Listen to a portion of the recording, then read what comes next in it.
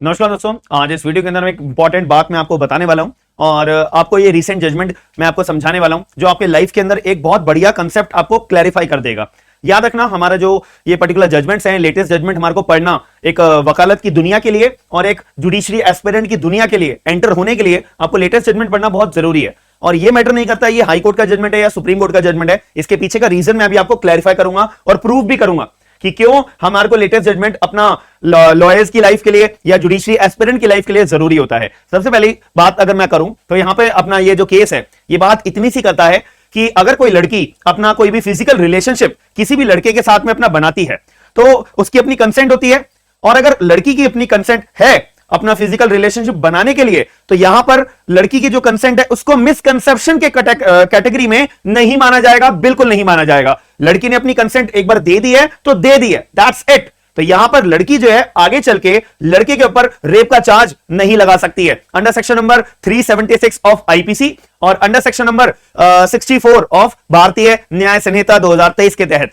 याद रखिएगा, यहां पर दिल्ली हाईकोर्ट ने यह बात को क्लैरिफाई करा है। अब थोड़ा सा आपको समझना पड़ेगा। सबसे पहली बात, जजमेंट का नाम मैं आपको बता देता हूं। पहले तो पार्टीज का नाम, जो लड़की का नाम है वो डिस्क्लोज नहीं करा जाता है। क्यों? आपको पता होगा कि अगर कोई रेप विक्टिम होती है तो उनका अगर नाम डिस्क्लोज करा जाता है अपने आप में पनिशेबल ऑफेंस है। Under which section of the IPC ये हमारे को बताया हुआ है, या आप लोगों की ड्यूटी है एक बार कमेंट बॉक्स के अंदर बताइएगा। साथ ही में आगे बढ़ते हैं तो पिटिशनर वर्सेस यहां पे government of Delhi and another मतलब यहां पे रिस्पोंडेंट नंबर 2 लड़की को बनाया हुआ है। समझ में आ गई मेरी बात? तो यहां पर पार्टीज का नाम डिस्क्लोज करना अलाउड नहीं होता। तो यहां पर इसका पैराग्राफ नंबर 10 पढ़ना बहुत इंपॉर्टेंट है। जजमेंट का पैराग्राफ नंबर 10 आपको पढ़ना बहुत इंपॉर्टेंट है। देखो पैराग्राफ नंबर 10 क्या कहता है कि भाई देखो, अगर लड़की जो होती है अगर वो अपना रीजनेबल चॉइस अपनी बनाती है कि मेरे को इस व्यक्ति के साथ अपना फिजिकल रिलेशनशिप बनाना है, तो लड़की की अपनी चॉइस है भाई, ठीक है, अपना मेरे को फिजिकल रिलेशनशिप एस्टैब्लिश करना है।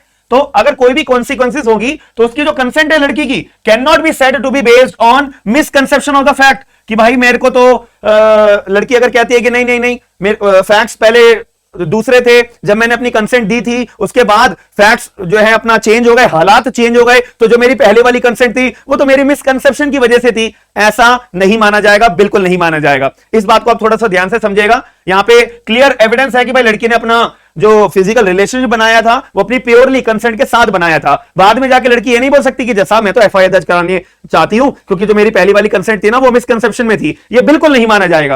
कोर्ट ने यह बात क्लियर रूप से बोल दिया था। यहां पे मैं आपको थोड़ा सा कहानी बताना चाहूंगा कि कहानी क्या हुई थी। क्या हुआ था, एक लड़का था और अपनी एक लड़की थी, ठीक है, एक लड़का था अपनी एक लड़की थी।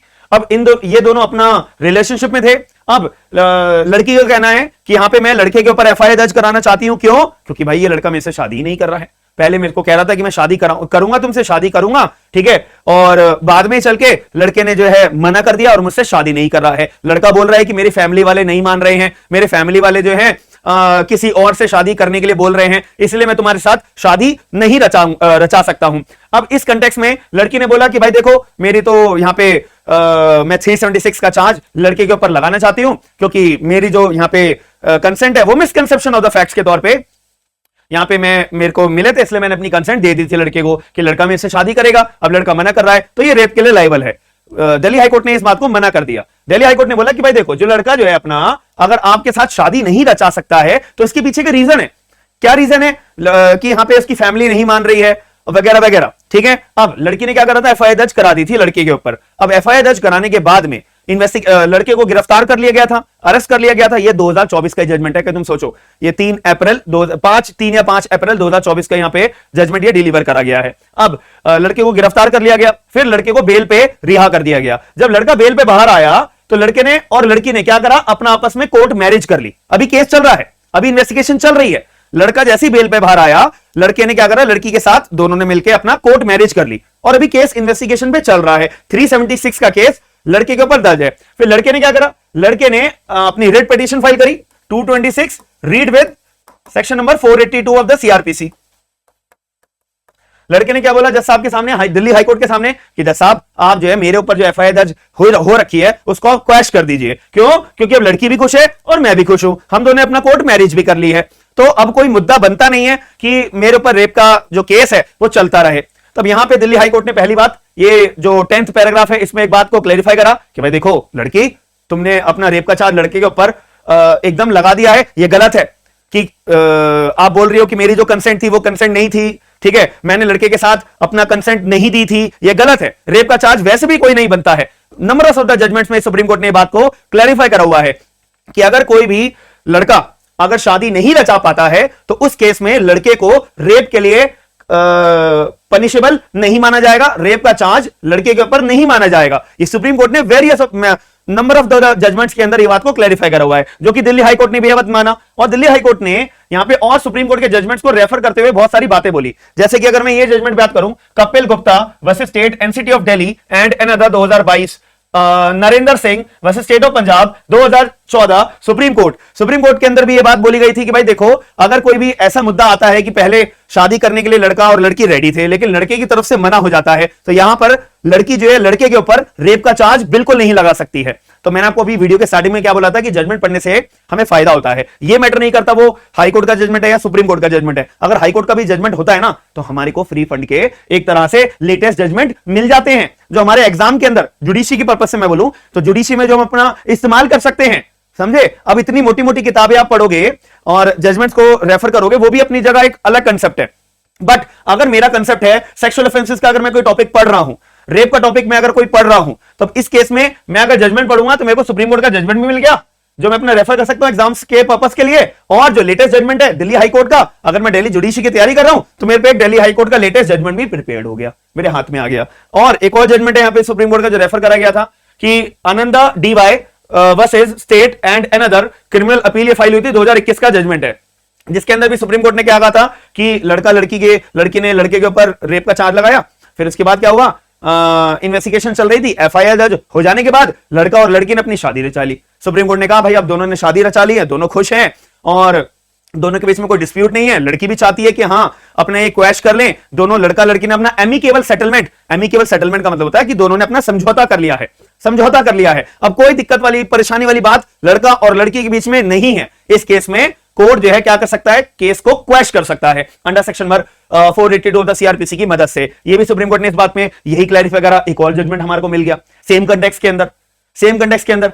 तो अगर मैं एडवोकेट होऊंगा, अपने केस को प्रेजेंट कर रहा हूं, तो ये जजमेंट का रेफर करके मैं जज साहब के सामने अपने आप को प्लीड अच्छे से कर सकता हूं। और अगर मैं जुडिशरी की तैयारी कर रहा हूं तो अपने आंसर राइटिंग के लिए इन जजमेंट का मैं रेफर करते हुए अपने आंसर को क्रीम बना सकता हूं, ताकि एग्जामिनर तक मेरी बात पहुंच पाए और लेटेस्ट जजमेंट के साथ मैं पहुंचा सकूंगा, जो कि मेरे को इतना इजीली ये जजमेंट्स नहीं मिलेंगे। याद रखना मेरी बात, ये मैं एक सीक्रेट बात बता रहा हूं।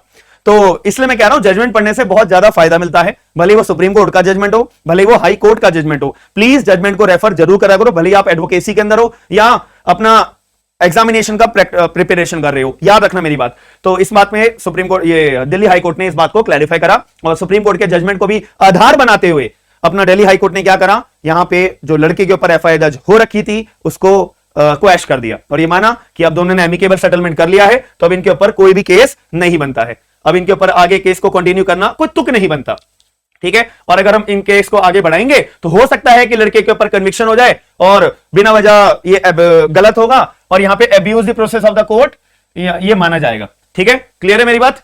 तो ये बात को आप ध्यान रखिएगा, सेक्शन नंबर 482 अपना सीआरपीसी के इस्तेमाल करके हम अपनी एफआईआर को क्वैश करा भी सकते हैं। और याद रखना, ये भी मैंने आपको बताया हुआ है, अगर आपका केस इन्वेस्टिगेशन पे हो, अगर आपका केस इंक्वायरी की स्टेज पे हो, अगर आपका केस ट्रायल की स्टेज पे हो, कोई मैटर नहीं करता है, आप अपना सेक्शन नंबर 482 का इस्तेमाल कभी भी कर सकते हो। इस जजमेंट के अंदर एक बात और क्लैरिफाई करी हुई है कि अगर मान लेते कि अगर आपका केस जो है वो अगर इन्वेस्टिगेशन की स्टेज पे है, तब आप अपना 482 लगाने आते हो तो बढ़िया है।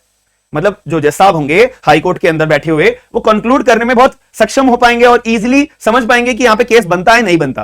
तो आपकी 482 की जो कार्रवाई है वो जल्दी प्रोसीड होगी। अगर इंक्वायरी के स्टेज पे है तो थोड़ी सी आपकी लेट कार्रवाई जज साहब, हाई कोर्ट के जज साहब करेंगे। और अगर आपका केस ट्रायल पे है और आर्ग्यूमेंट के स्टेज पे जजमेंट आने वाला है, तब आप 482 लगा रहे हो, तब भाई यार यहां पे 482 वाले जो हाई कोर्ट के जज साहब है वो सुनवाई तो करेंगे लेकिन बहुत लेट करेंगे। याद रखना, हाई कोर्ट के जज साहब भी मानेंगे चलो कोई बात नहीं, पहले ट्रायल कोर्ट को अपना जजमेंट देने दो, बंदा बाद में अपील में तो आएगा ही, अपील में देख लेंगे।